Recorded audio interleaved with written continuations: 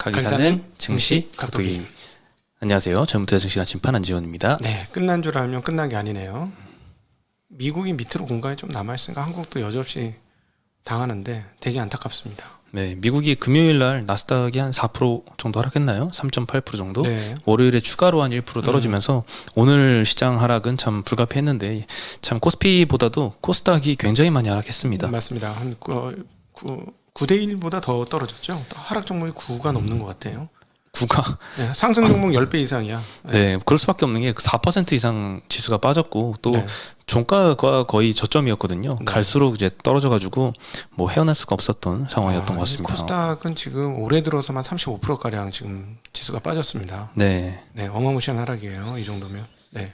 예, 코스피는 1.8% 정도 하락을 해서 코스닥보다는 그나마 좀 낙폭이 덜했습니다. 오늘은 참 하이닉스가 거의 떨어진 게 없고요. 삼성전자도 장중에는 뭐 3%대 마이너스 네. 크게 떨어졌었는데 많이 회복을 해서 낙폭을 좀 줄여서 마감을 했습니다. 사실은 미국 시장에서 반도체 주식들 빠진 거 보면은 오늘 딴 거보다는 삼성전자 하이닉스가 곤죽이 났어야 될 것 같은데 그렇게 안 빠진 이유는 결국 디램 업체와 그 외의 업체들 간에 구분이 된 거다라고 보시면 되겠는데 TSMC가 오늘 대만 시장에서 역사적인 폭락을 했습니다. 네. 8%. 8%나 8%대. 역대 최고치 수준의 하락을 기록했습니다. 작년에 그렇게 인기 있었던 주식이었잖아요. 예. 네. 근데 그거는 이제 미국의 업체들하고 같이 가죠. 시스템 반도체 업체니까 궤를 좀 같이 갑니다. 예. 근데 이제 한국은 디램 업체라서 장비주들하고는 조금 궤를 같이 하지만 장비를 사주는 입장이라서 조금 결이 다르다. 네, 그렇게 보시면 될 것 같아요. 네, 오늘 코스피, 코스닥 보면은 이제 개인만 1,000억 정도씩 매수를 했고요. 외국인이 코스피에서는 2,000억 정도 매수를 했습니다. 코스닥에서는 600억 정도 매도를 했고요. 기관은 양시장에서 다 좀 많이 팔았습니다. 네. 환율은 원 달러 기준으로 1,435원 다시 좀 급등하는 모습을 보이고 있고요. 미 국채 금리, 한국 국고채 금리 다 10bp 정도 좀 급등을 했습니다. 10년물 기준으로. 한국 3년물도 8bp 정도 좀 많이 급등을 해서 금리가 다시 오르면서 또 코스닥 위주로 좀 크게 빠지는 모습 보였습니다. 지금 중국의 위안화 약세가 조금 이따 이제 우리가 중국 마음에서 다시 한번 하겠습니다만은 조금 좀 세게 나오고 있어요. 7.19니까. 네. 업종별로 보면 전 업종이 일단 코스피에서는 마이너스를 기록을 했는데 철강 금속 업종이 제일 덜 떨어졌습니다. 0.2% 떨어졌는데 포스코 홀딩스는 이제 아르헨티나 자회사가 염수리튬 2단계 사업을 추진을 한다는 소식에 1.5% 올라서 끝났고요. 반대로 이제 다른 철강사들 뭐 세아 특수강, 세아 제강, 세아 베스틸 지주 이런 데는 뭐 6, 7%씩 하락을 해서 끝났습니다. 그동안에 좀 올랐던 회사들이죠. 네. 그리고 전기전자 섹터도 두 번째였는데요. 여기는 일진 머티리얼즈가 5% 상승을 했고요. LG엔솔이 3% 상승, LG 디스플레이, 삼성 SDI 1.5% 상승. 뭐 보통 이제 양극재 업체들이 오늘은 좀 괜찮은 모습을 보였고 일진 머티리얼즈는 이제 동박업체인데 SKC랑 같은 동박업체거든요. SKC는 오늘 뭐 10% 가까이 급락하고 일진 머티리얼즈가 SKC 이슈가 있는데 요거 반사수의 기대감 때문에 좀 올랐습니다. 네. 이따 자세히 말씀드리고요.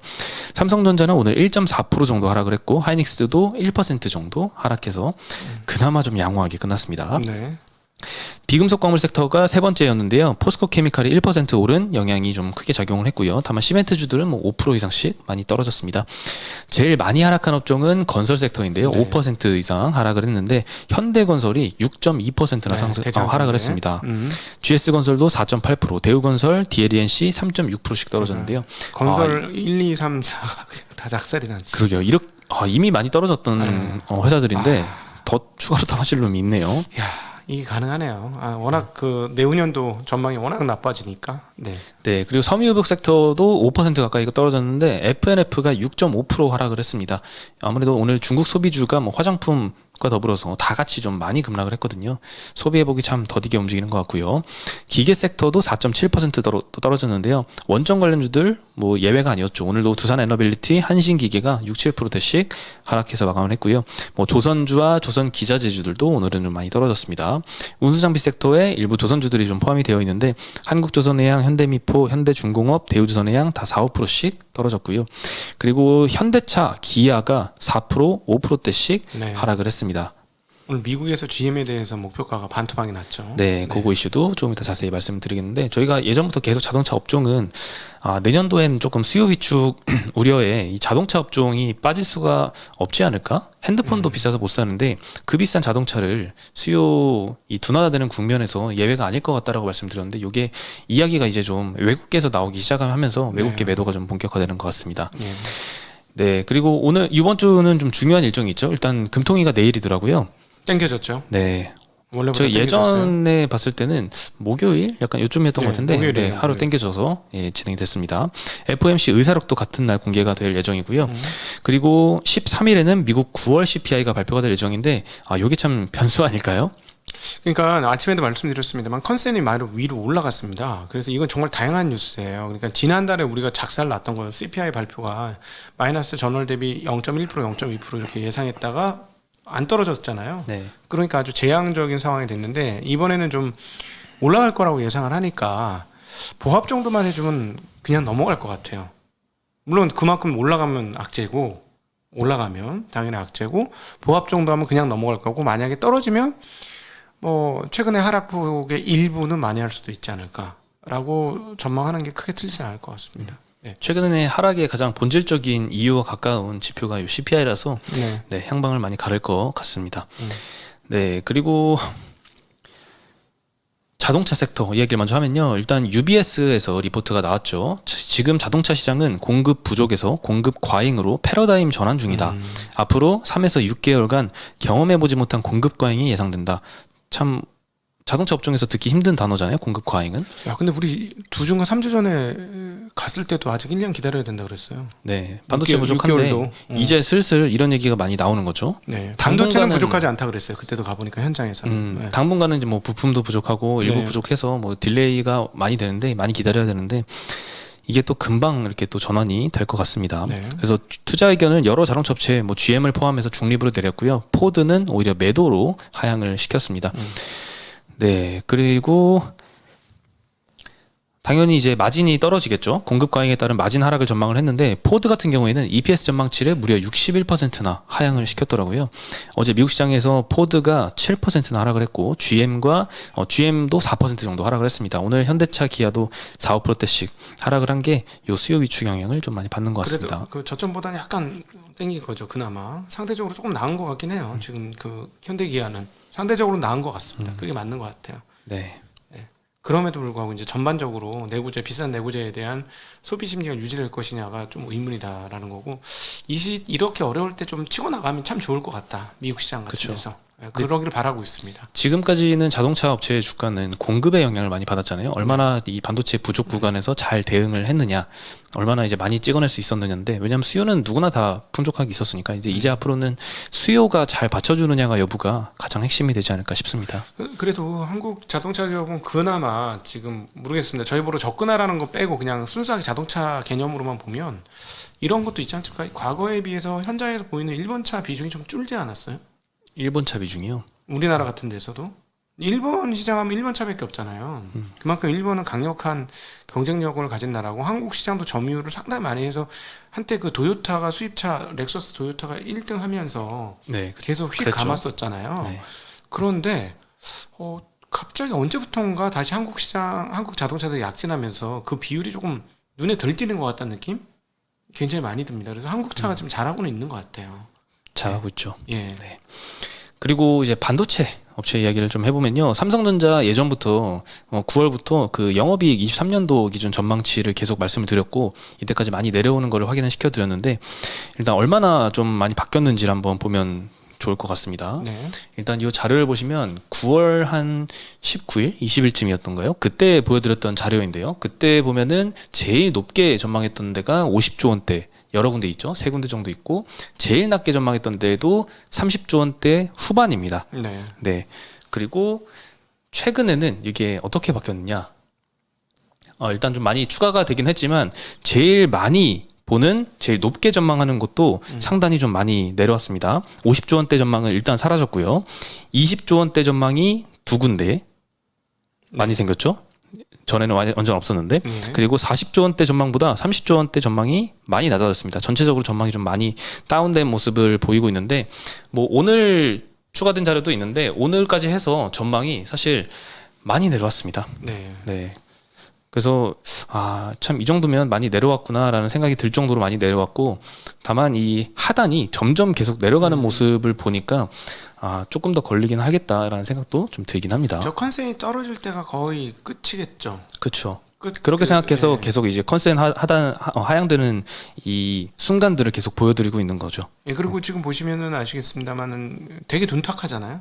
삼성전자 하이닉스는 둔탁해요 지금. 그러니까 사전에 선반영이 꽤 많이 된 거 네. 같다. 그래서 이제 상대적으로 이제 장비 업체들이나 이런 데는 늦게 떨어졌기 때문에 조금 더 떨어지는데, 아마 삼성전자 하이닉스가 바닥에 근접해서 돌리기 시작하면은 그때부터 이제 장비 업체들이나 이런 것도 하방이 거의 끝나가는 상황이 아니겠는가. 근데 이제 가격 매력이 좀 생겼습니다. 이 영업이익 말고 순이익 대비 10배 이하의 종목들이 생기기 시작했어요. 물론 이익이 떨어지겠지만. 네. 네, 그래서 왜냐하면 그 업체의 성장성을 감안해 본다면 10배 이하로, 이익 대비 10배 이하로 떨어지는 건 조금 의미가 있는 거 아닌가 하는 생각은 좀 듭니다. 네. 네. 뭐 오늘도 1%대밖에 삼성 하이닉스가 안 빠졌는데, 근데도 이 소부장 업체들은 많이 빠졌습니다. 뭐 동진 세미캠, 뭐 코리아 서키트, 심텍, 원익 QNC, 유니테스트, 원익 IPS 다 3에서 5%씩 좀 크게 하락하는 모습을 아무래도 보이고 있습니다. 코스닥이 4%씩 빠졌으니까요. 네. 근데 이제 주식 운용하는 사람들 입장에서는 제일 무서운 거는 향후에 이제 반등 구간 때 삼전 하이닉스만 치고 올라가서 아웃퍼폼하기가 굉장히 어려워지는 시장이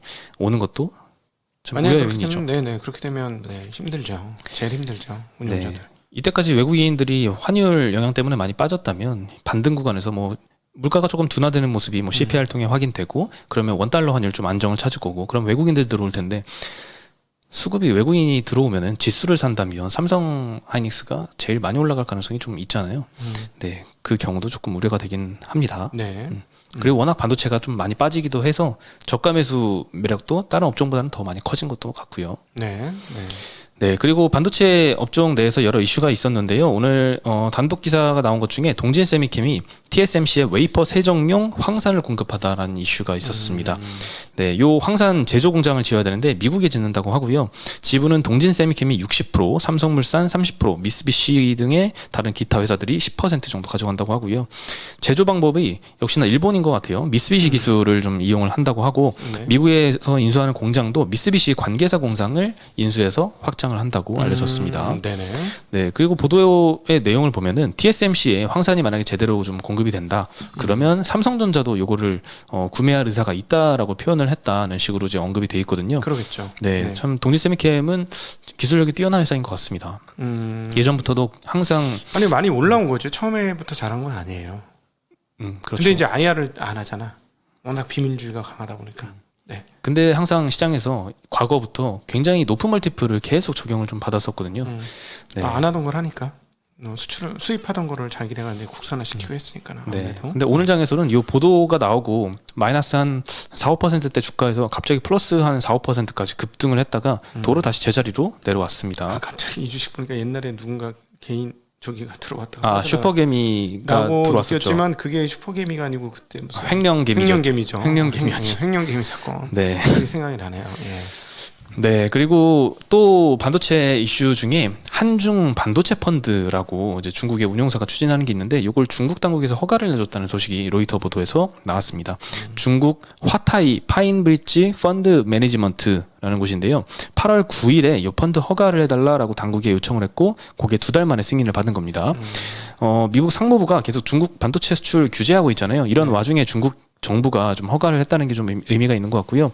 이 펀드는 이제 어떤 걸 추종을 하냐, CSI KRX 한중 반도체 지수라는 걸 추종을 한다고 하는데, 네. 요거는 사실 작년도부터 이제 거래소에서 이 지수를 만들 거다, 한중 반도체 지수 만들 거다 해가지고 중국이 아마 상장을 시킨 지수이거든요. 네. 구성 종목을 보면은 뭐 한국 종목들과 중국 종목들이 이렇게 섞여 있습니다. 네. 네, 요 목록을 보시면 되는데요. 이게 작년도 이제 거래소에서 발표했던 지수인데, 아직도 이 지수 그대로 구성이 되어 있는지는 제가 확답을 드릴 수가 없습니다. 네, 그거는 다시 한번 찾아봐야 될 것 같은데 자료가 잘 없더라고요. 이게 우리나라에 상장된 것도 아니고. 네, 그래서 어쨌든 여기 한중 반도체 펀드나 이제 새로운 ETF들이 이렇게 계속 생겨나서 요 지수들을 좀 트래킹하는 수급들이 좀 많이 있다면 요 이렇게 유입되는 수급률도 좀 있지 않을까 생각이 듭니다. 지금 뭐 무슨 수급이 도움이 되는 상황이에요? 수급이 아예 없잖아요. 아예 비어 있죠. 지금 아침에도 말씀드린 수급이 아예 왜 그 증강기금 왜 안 해? 이럴 때 싸게 사지. 1년 지나면 되게 비싸게 팔 수 있을 텐데. 답답합니다. 전저점 뚫고 내려가면 또 그때 나오지 않을까 그러면 싶습니다. 이제 그때 이제 하겠습니다 하고 오늘 퇴근 시간이네요. 내일 할게요. 그러면 그때부터 반등해 이미. 그러면 반등 막 며칠 3일 4일 일주일 하면 이미 늦었네. 그만할게요. 그런 거 아니야? 또 지난번 코로나 때도 그랬는데 답답하네. 네, 그리고 오늘 중국 소비주 굉장히 많이 떨어졌는데 특히나 이제 아모레퍼시픽은 살벌합니다. 주가 이때까지 빠진 거 보면. 신저가죠. 네, 이베스트 증권에서 오늘 리포트가 나왔는데요. 이 3분기 매출이 전년 대비 18% 떨어지고 영업이익은 61% 떨어질 걸로 전망을 하고 있습니다. 영업이익은 그래서 197억 원 전망을 했는데요. 컨센이 지금 300억으로 형성이 네. 되어 있어서 컨센 대비해서도 좀 많이 낮고요. 목표가도 13만 원으로 하향을 시켰습니다. 근데 제가 이제 9월 28일 날 이 아모레퍼시픽 신한금투에서 나온 리포트를 좀 소개를 해드렸거든요. 그때 당시에 이제 3분기 영업이익이 훨씬 더 낮게 전망을 했습니다. 113억 원. 네. 오늘 전망치보다 약 한 반토막 정도 굉장히 낮게 지난번에 전망을 했었는데 그때 당시 컨센이 400억이었거든요. 지금 컨센이 300억으로 조정이 됐으니까 그 사이에 컨센도 좀 많이 내려온 상황입니다. 실적 악화 원인은 오늘 이베스트에서 국내 면세점 부진과 중국 매출 부진을 꼽았고요. 중국 매출 부진은 계속 언급되었던 소식입니다. 뭐 면세점도 마찬가지고 뭐 환율이 이렇게 오르는데 면세점 상품이 가격 경쟁력이 없다. 백화점이 더 싸다 이런 얘기 많이 나오잖아요. 네. 그리고 실제 뭐 그거는 이제 국내 소비자들 뭐 이야기겠지만 해외에서 들어오는 뭐 따이공 이런 것도 전혀 없어진 지 오래고 회복의 기미도 잘 안 보이고요. 그리고 여행 수요 회복도 좀 많이 느린 것 같습니다. 네, 그리고 이니스프리 매장 철수는 여전히 계속되고 있고 광군제 이제 앞두고 있잖아요. 11월 달에. 근데 그것도 마케팅 규모를 예전처럼 이렇게 공격적으로 안 한다고 합니다. 이게 마케팅 규모 줄이고 그러면은 성장성의 기대는 좀 많이 낮아지겠죠. 참 이게 걱정인 게 사실은 한국의 그 주요한 업체들의 주요한 ODM 업체를 보면 두 회사가 있지 않습니까? 한국콜로가 네. 한국에서는 가장 대표적이고 그다음 코스맥스의 자회사가 하나 있는데 중국에 무슨 화 어쩌고 저쩌고 하는 그런 회사들 ODM 회사 전부 코스맥스 자회사 아닙니까? 그럼 한국 제품하고의 품질 경쟁력의 차이가 얼마나 있을까? 그럼 결국은 브랜드로 먹어야 되는데 브랜드가 구축이 덜 된 거잖아요, 중국에서. 그러니까 뭐 설화수 뭐 이런 것들이 중국에서 브랜드로 구축이 됐느냐? 구축이 안 된 상황에서 한국 ODM이 들어가면 중국 제품이 가성비가 훨씬 좋게 나타날 텐데 어떻게 할 거냐는데 그 지금 우려가 현실화되고 있는 과정인 거죠. 네, 그래서 오늘 주가도 살벌하게 떨어졌는데 아모레퍼시픽 차화정 당시 고점이 45만 원 정도인데 지금 10만 원을 깨진 상태입니다. 네. 밸류에이션은 근데 뭐 엄청 싸지도 않아요. 23년도 기준으로 25배입니다. 그러니까 이게 환장하는 거죠 지금. 그러니까 결국은 브랜드를 만들고 한국 업체들이 브랜드를 만들어야 돼요. 현대차도 그렇고 삼성전자도 그렇고 브랜드를 만드는 게 정말 중요하다 앞으로는. 어차피 이미지로 먹고 사는 결국 그 누적된 이미지를 가지고 사람들이 그걸 가지고 이제 여기 괜찮아 그럼 여기 괜찮아 하고 그냥 진입을 하는 거잖아요. 시간도 없고 바쁘니까. 그런 게 돼야 되는데. 근데 요즘 뭐 일부 업종 같은 경우에는 특히나 PER 밸류에이션으로 지표를 좀 판단을 하는 게 상당히 좀 부정확할 수도 있을 것 같아요. 이렇게 컨센이 무섭게 떨어지잖아요. 네. 28일에서 오늘 10월 11일이면 한 12, 3일 정도 지났는 것 같은데 네. 그 사이에 컨센이 25%가 빠져버리니까 이런 PER 밸류에이션이 그러니까. 또 다다음 주에 얘기하면 또 굉장히 많이 달라져 있을 수도 있을 것 같습니다. 네. 네. 네, 그래서 아모레퍼시픽, LG생활건강 다 5, 6%대씩 많이 떨어졌고요. 코스맥스, 한국콜마도 7, 8%씩 많이 하락을 했습니다. 오늘 중국 소비주도 그냥 다 같이 빠진 것 같아요. 화장품뿐만 아니라. 샷다운을 하고 있으니까 또 다시 미쳐 아주 진짜 돌아가시겠어요 진짜 중국 때문에. 저게 특색 사회주의 이게 나중에 권씨하고 하는 중국 마감에서 얘기하도록 하겠습니다. 네. 네, 그리고 오늘 사실 잘 방어를 했던 업종은 이차전지 섹터, 그중에 좀 양극재 섹터인데요. 네. LG엔솔은 뭐 3% 올랐어요. 에코프로비엠도 1.4% 정도 올라갔는데 아까 말씀드렸듯이 포스코홀딩스도 그 리튬 사업 두 번째 2단계 사업 시작한다는 소식이 올랐고요. SKC가 좀 크게 떨어졌습니다. 지난주에 한국경제에서 단독 보도가 좀 나왔는데 LG엔솔이 기존에 동박을 공급받잖아요. SKC 뭐 일진머티리얼즈 여러 군데서 받고 있는데 SKC한테 특히 한 50% 이상 받고 있습니다. 많이 받고 있는데 이 SKC를 벤더에서 제외를 하고 일진머티리얼즈를 좀 물량을 확대한다. 이런 보도가 나왔다가 논란이 됐는지 물량을 제외한다는 거는 내용이 빠졌고 기사가 수정이 돼서 SKC가 축소되고 일진머티리얼즈가 확대된다는 식으로 일단 나긴 났는데 어쨌든 비슷한 내용인데 요것 때문에 오늘 좀 주가가 좀 크게 반영을 했습니다. 조금 이해하기 힘든 부분이긴 하네. 전북 부족일 텐데. 많이 부족합니다. 특히 동박 같은 경우에는. 모두가 부족한데 이 회사를 제외하고 조금 논리적으로 조금 이해가 들 되는데. 네, 그래서 오늘 SKC도 IR을 아침에 좀 급하게 편성을 한 것 같아요. 그래서 이런 내용들을 했습니다. 말씀하신 대로 향후 동박 수요가 좀 빠르게 늘어날 거죠. 그리고 캐파도 많이 늘어날 거지만 수요를 충족하기엔 충분하지가 않아서 SKC 같은 큰 벤더를 제외하는 거는 쉽지 않을 거다. 네, 뭐 거의 불가능하다라는 식으로 이제 언급을 했는데 시장에서는 그걸 잘 믿지는 않은 것 같아요. 그 SK하고 LG하고 사이가 이 배터리 소송 때부터 별로 이렇게 좋진 않잖아요. 그래서 뭐 가능만 한다면 벤더에서 제외하고 싶어 하지 않을까. 뭐 이런 논리가 좀 시장에서는 좀 통했던 것 같고요. 그래서 오늘 SKC가 9.3% 정도 하락을 했고요. 일진머티리얼즈가 5% 정도 상승을 했습니다. 네, 물론 논리적으로 따지면은 향후 증설하는 속도를 고려하면 LG엔솔이 증설을 많이 하려고 하잖아요. 그럼 동박 수요 많이 필요하고 동박 캐파가 그렇게 빨리 늘어나지는 않을 텐데 이걸 충족하기가 쉽지 않을 텐데 네, 논리적으로는 안 되지만 어쨌든 이런 약세장에는 뭐든지 안 좋은 쪽으로 좀 해석이 되는 것 같습니다. 네, 그런 것 같습니다. 네, 오늘 소식은 여기까지입니다. 네. 참 힘든 하루였습니다. 네. 아마 땅이 꺼지는 느낌을 받으셨을 텐데요. 오늘 조만간에 여기에 나올 한국의 유력 자산운용사 이사님하고 전화 통화했어요. 살아계세요? 이러면서. 둘 다 생각하는 건 지금 똑같습니다. 뭐냐면 위기만 안 터지면 죽어도 매수다. 똑같아요. 위기만. 근데 이제 위기 터질지는 서로 모르는 거예요. 이거 어떻게 돼야지? 그런 상황인데 할 말은 없다. 이분이 있으나 할 말은 없다. 손실이 났으니 무슨 할 말이 있겠느냐 라는 동감의 얘기를 나누었습니다. 저희들의 심정은 지금 그런데 되게 애매한 상황에 우리가 처해 있다라는 거. 근데 이 정도로 심리가 그 모두가 안 좋은 걸 예상하는데 위기가 올까? 그것도 너무 신기한 거예요. 모두가 예상하는 위기가 올 수 있다? 신기한데요. 그런 적은 없었는데. 그리고 위기가 실제로 와도 주가는 또 그걸 선반영을 해가지고 또 그때부터 반등을 할 수도 있거든요. 반토막 정도 나야지 위기가 오면. 여기서 더 반토막이요? 왜냐면은 이번에 위기가 오면 리먼 사태, IMF 뭐 이런 급의 위기라고 생각하는 거니까. 그런 위기가 올 거냐는 거예요. 지금 그런 위기가. 그러면 이제 공간이 더 남았지. 이제 코스닥 35% 빠졌는데 물론 고점대로는 훨씬 더 빠졌습니다만 50% 빠지는 거고 거래소도 50% 빠지는 거고 그러면 한 2천 깨지는 거고 뭐 이렇게 되는 건데 과연 그 위기가 올지 잘 모르겠어요. 모르는 걸 가지고 베팅하기는 또 웃기는 거잖아요. 네, 그렇습니다. 네, 참 대응하기 어려운 증시가 계속되고 있습니다. 네, 오늘 소식은 여기까지 전해드리고 여기서 인사드리겠습니다. 네, 안녕.